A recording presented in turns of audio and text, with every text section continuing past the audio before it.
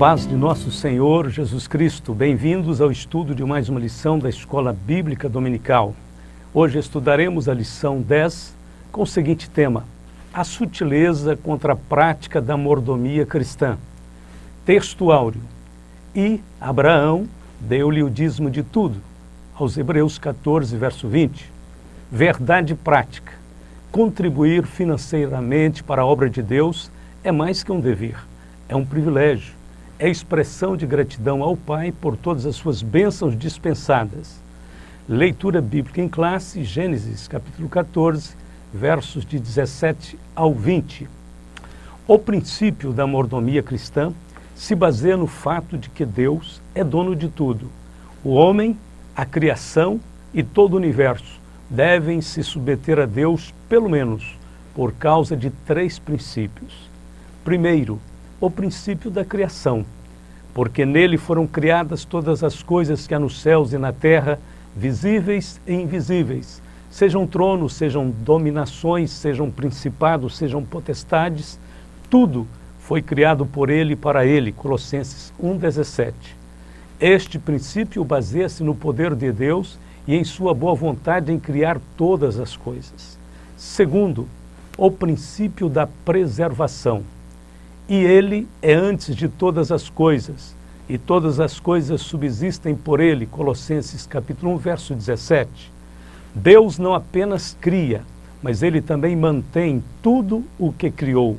Este princípio assegura-nos que somente Deus tem o poder vivificante para manter a vida, pois ele mesmo é quem dá a todos a vida, a respiração e todas as coisas. Atos 17, 25.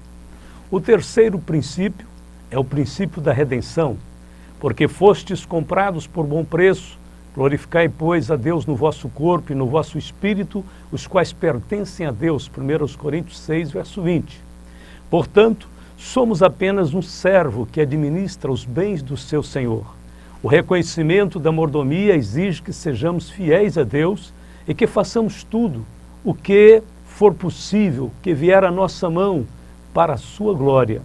Existem muitos equívocos neste assunto que precisam ser corrigidos.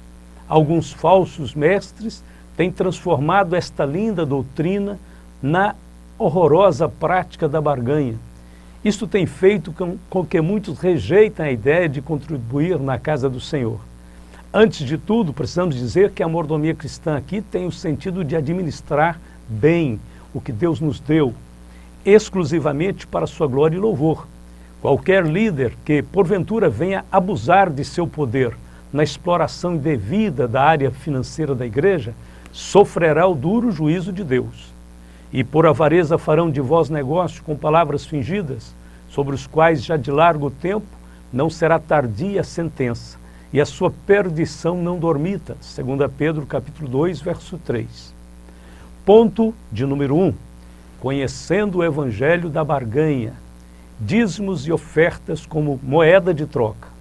Todas as vezes que ouvimos o ensino de que a bênção de Deus só é obtida mediante a entrega de dízimos e ofertas, com certeza estamos diante de um ensino falso. Nunca devemos dar para receber. Se ofertarmos com o objetivo de recebermos, estaremos transformando a mordomia cristã em uma moeda de troca.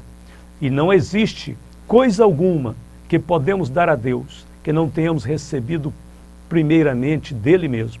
Conforme o ensino de Paulo, ora, aquele que dá semente ao que semeia e pão para comer, também multiplicará a vossa sementeira e aumentará os frutos da vossa justiça, para que em tudo enriqueçais para toda a beneficência, a qual faz que por nós se deem graças a Deus, segundo aos Coríntios 9, versos 10 e 11. As promessas de prosperidade não são dadas mediante aquilo que podemos dar, mas mediante aquilo que podemos receber. É Deus quem dá a semente ao que semeia e pão para comer. É Ele quem multiplica a nossa sementeira e aumenta os frutos da nossa justiça. Nem todos estão amadurecidos para ter em abundância. Deus está mais interessado em encher o nosso coração do que o nosso bolso. Quando Abraão encontrou com o sacerdote Melquisedeque, este o abençoou, conforme lemos, E Melquisedeque, rei de Salém, trouxe pão e vinho, e este era sacerdote do Deus Altíssimo, e abençoou e disse: Bendito seja Abrão, do Deus Altíssimo, o possuidor dos céus e da terra, e bendito seja o Deus Altíssimo, que entregou os teus inimigos nas tuas mãos, e deu-lhe o dízimo de tudo. Gênesis 14, 18 a 20. Abraão tinha a promessa de ser herdeiro do mundo, Romanos 4, 13, e isto pela justiça da fé. O seu dízimo não foi a causa da bênção, mas a consequência. Não foi originado pela rigidez da lei, mas pela força da fé que opera por amor. Abraão viveu 430 anos antes que a lei fosse promulgada no Monte Sinai. Por esta razão, acreditamos que o dízimo cristão só pode ser válido se for motivado pela mesma fé, pelas mesmas intenções que motivou o coração de Abraão. Nós cristãos estamos livres da lei pelo corpo de Cristo, conforme lemos. Assim, meus irmãos, também vós estáis mortos para a lei pelo corpo de Cristo, para que sejais doutro daquele que ressuscitou de entre os mortos, a fim de que demos fruto para Deus. Porque quando estávamos na carne, as paixões dos pecados que são pela lei operavam em nossos membros para darem fruto para a morte. Mas agora estamos livres da lei, pois morremos para aquilo em que estávamos retidos, para que sirvamos em novidade de espírito e não na velhice da letra. Romanos 7, 4 a 6. Mas não estamos livres da lei do Espírito, que opera no coração dos que creem. Nesse sentido, a Escritura nos confere o honroso título de filhos de Abraão. Sabei, pois, que os que são da fé são filhos de Abraão. Ora, tendo a Escritura previsto que Deus havia de justificar pela fé os gentios, anunciou primeiro o Evangelho a Abraão, dizendo: Todas as nações serão benditas em ti, de sorte que os que são da fé são benditos com o crente Abraão. Gálatas 3, de 7 a 9. Dízimos e ofertas como práticas legalistas. Porque pela graça sois salvos por meio da fé, isso não vem de vós, é dom de Deus, não vem das obras, para que ninguém se glorie. Aos Efésios 2, 8 e 9. Este é outro erro com relação à entrega de dízimos e ofertas. É quando consideramos como obras necessárias para a salvação. A salvação de Cristo é por graça e não por obras. Se misturarmos um pouco de fé e um pouco de obras, Cristo de nada nos servirá. Gálatas 5:2. Temos que confiar somente em Cristo para a nossa salvação. Somos aceitos diante de Deus unicamente por causa do sangue que Jesus verteu na cruz do Calvário. Todas as outras coisas boas que fizermos necessariamente devem ser feitas como consequências de nossa salvação. Ponto de número 2. A doutrina bíblica do dízimo sob ataque. O dízimo era uma prática da lei. Levítico 27, 30. Também todas as dízimas do campo, das sementes do campo, do fruto das árvores, são do Senhor. Santas são o Senhor. A lei de Moisés regulamentou a entrega dos dízimos, deixando claro que a 10ª parte devia ser consagrada a Deus. Todavia, os homens santos do Senhor sabiam que tudo pertencia ao Senhor, conforme declarou o rei Davi. Porque quem sou eu e quem é o meu povo que tivéssemos poder para tão voluntariamente dar semelhantes coisas? Porque tudo vem de ti e da tua mão tu damos. 1 Crônicas 29, 14. Não podemos usar o dízimo como moeda de barganha, porque tudo já pertence a Deus por direito de criação. O crente fiel entrega o seu dízimo para expressar gratidão a Deus e para reconhecer a sua bondosa proteção durante a jornada da vida. O patriarca Jacó soube expressar este desejo quando estava saindo da casa de seu pai. Esta pedra que tenho posto por coluna será a casa de Deus, e de tudo quanto me deres, certamente darei o dízimo. Gênesis 28, 22. E nós sabemos que Deus abençoou ricamente o patriarca. Deus instituiu o dízimo na lei para a manutenção do templo, para o sustento da classe sacerdotal e para a assistência social. Toda essa administração ficava sob a responsabilidade do sacerdócio. Números 18, 24. O próprio sacerdócio também tinha a obrigação de devolver o dízimo dos dízimos ao Senhor, conforme lemos. Disse mais o Senhor a Moisés: também falarás aos levitas e lhes dirás: quando dos filhos de Israel receberdes os dízimos, que deles vos tenho dado por herança, então desses dízimos fareis ao Senhor uma oferta alçada, o dízimo dos dízimos, Números 18, 25 e 26.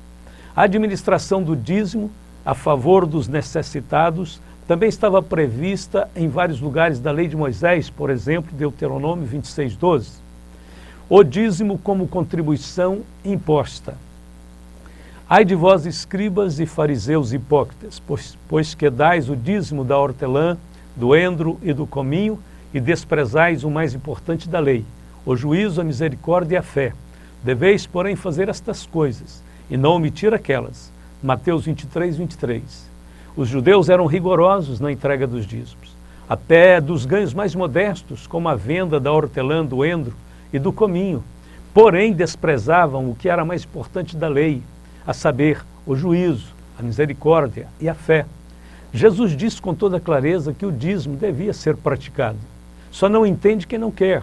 O que Jesus reprovou não foi a entrega do dízimo, mas sim o legalismo e a hipocrisia dos judeus.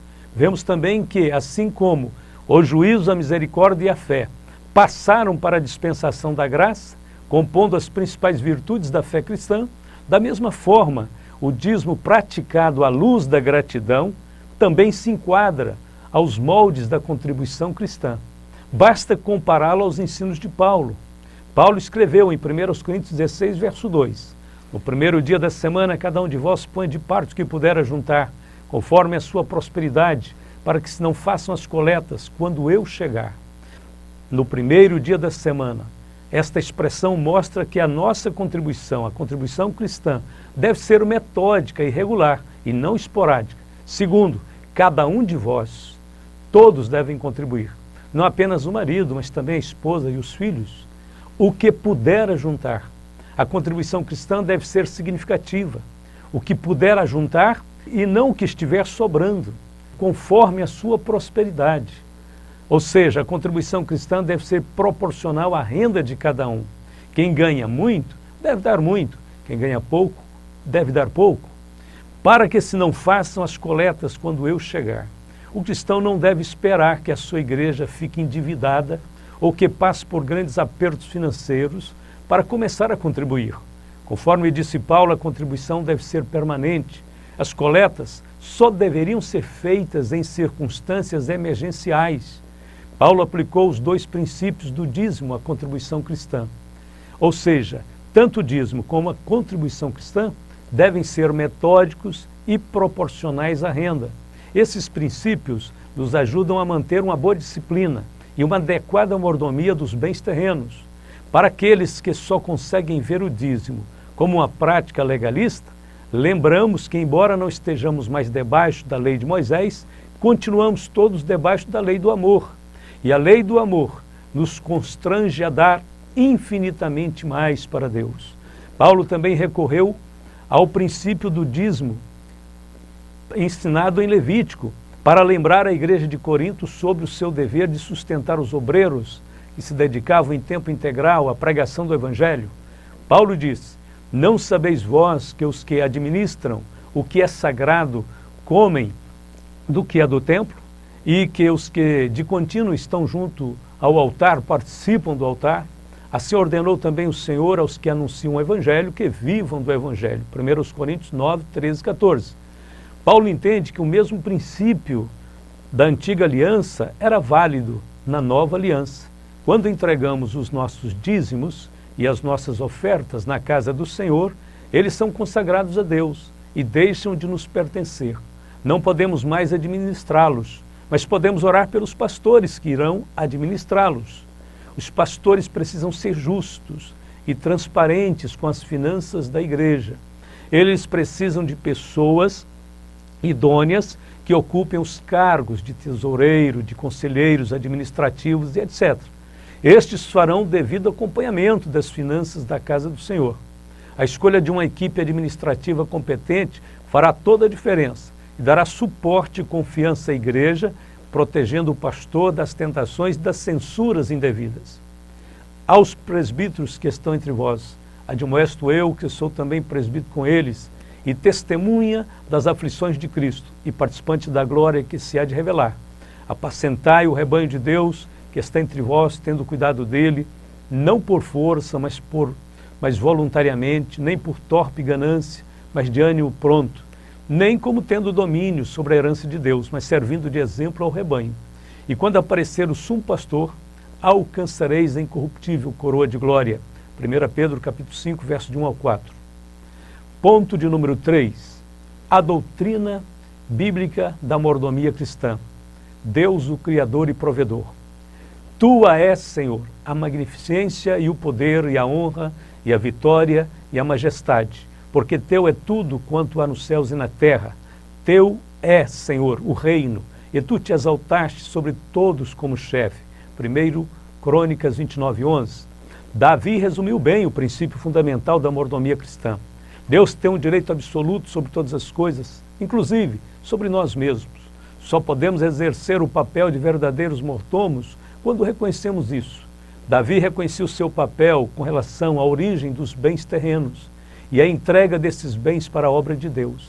Ele sabia que a sua participação no processo de dar era secundária, visto que tudo vinha das mãos de Deus e era apenas o seu dever devolver a Deus. Porque quem sou eu e quem é o meu povo que tivéssemos poder para tão voluntariamente dar semelhantes coisas? Porque tudo vem de ti e da tua mão tu damos. 1 Crônicas 29:14. Se tudo pertence a Deus, então o dinheiro que ganhamos e manuseamos também pertence a Ele. Muitas pessoas ricas são miseravelmente pobres, exatamente porque não reconhecem isso. Ser rico não é pecado. Não existe nada de errado em ser próspero financeiramente, desde que seu coração pertença totalmente a Deus. Suas decisões com relação ao dinheiro devem ser submetidas a Deus. Sua atitude cristã deve ser generosa para com os necessitados e para com a obra do Senhor. Sua obediência com relação ao dízimo deve ser total. Se o seu coração pertencer a Cristo, então essas coisas serão facilmente cumpridas. Não digas no teu coração, a minha força e a fortaleza de meu braço me adquiriram este poder.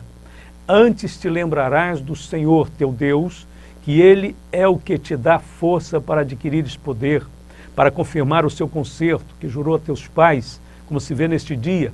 Será, porém, que se de qualquer sorte te esqueceres do Senhor teu Deus, e se ouvires outros deuses e os servires, e te inclinares perante eles, hoje eu protesto contra vós que certamente perecereis. Deuteronômio 8, 17 e 19.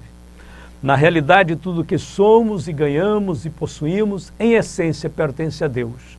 Nós somos apenas os mordomos, não somos a causa da nossa prosperidade. Nosso espírito e nosso corpo pertencem a Deus, somos propriedade dele, 1 Coríntios 6:20.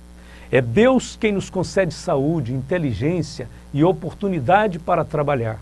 Devemos contribuir com gratidão e alegria. A contribuição cristã é uma oportunidade concreta de dizermos: obrigado, Senhor.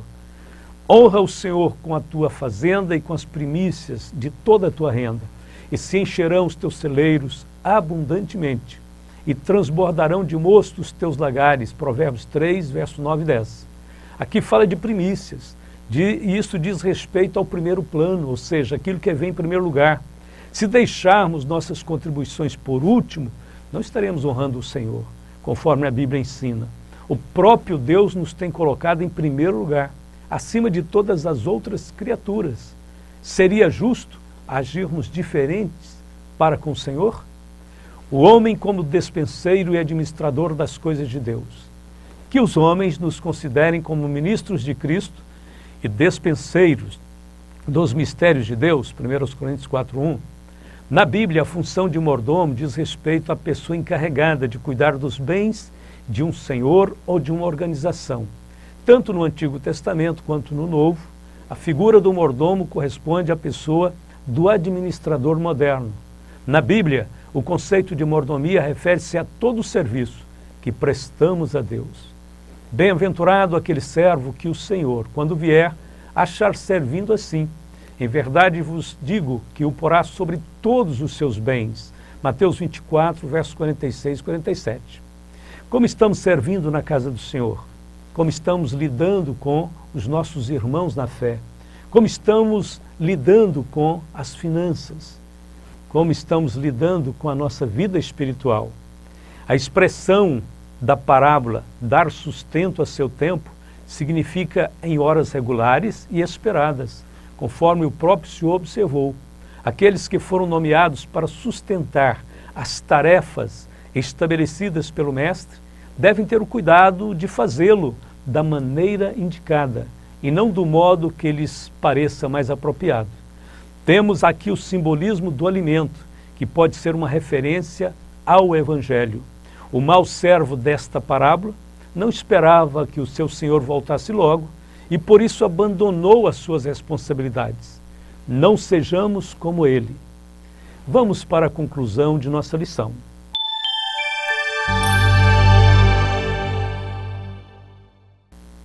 Vimos que a mordomia cristã inclui a entrega de nossas contribuições na casa do Senhor.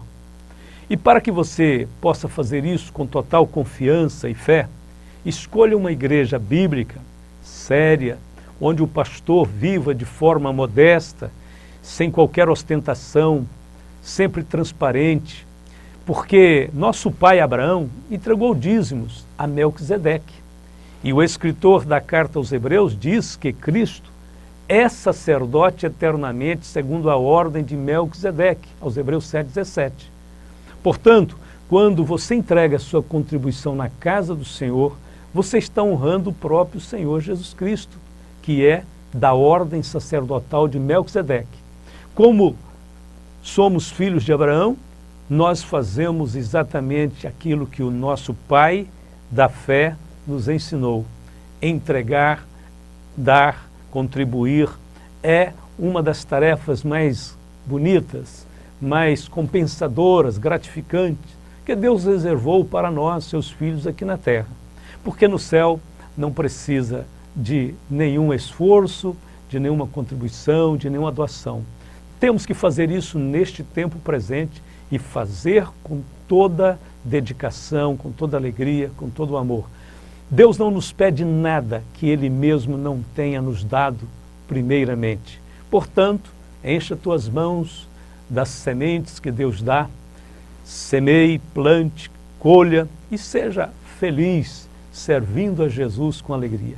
Deus nos abençoe, que o Senhor possa frutificar, o Senhor possa fazer transbordar em bênçãos a sua palavra em nossos corações. Amém.